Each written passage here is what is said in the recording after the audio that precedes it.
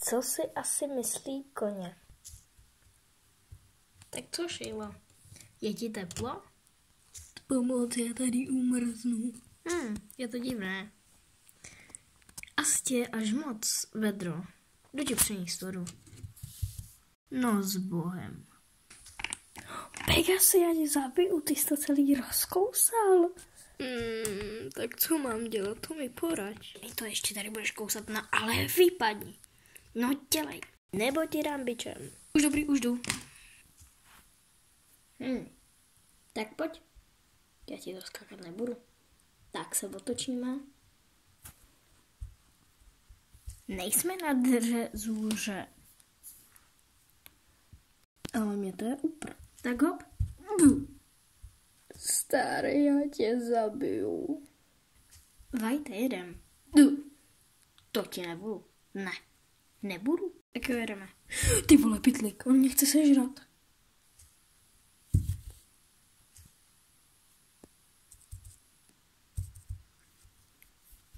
Jo, je to v pohodě. Můžeme se zase sebrat a jít. To je zima, to tady musíme takhle bloudit. No pojď, Bonnie. Hele. No, tady je zima, pomoc, zabijte mě. No tak pojď, Bonnie. To skočíme. Ty vole, to je seno. Cože tam je seno? Pust mě, já chci jenom pro seno. Ale víš co, já jdu to seno uklidit, aby vás tak nelákalo. Tak zavřu a nic nevyváděj. No pojď. Moje milovaný seno. To je ale tího, já už nemůžu. Musím to hodit sám. Snad si toho nikdo nevšimne. Fuj, ten sníh je úplně. Tak jo, Bonnie, jsem tu. To je blázen, ona nechala otevřenou. Mám šanci. Tak jo, jedeme.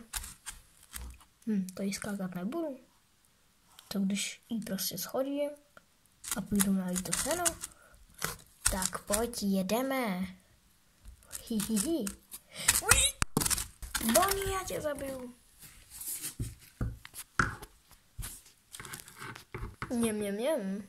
My chceme taky. Už jdu. Ty vole, Bára si tady nechala svou knížku.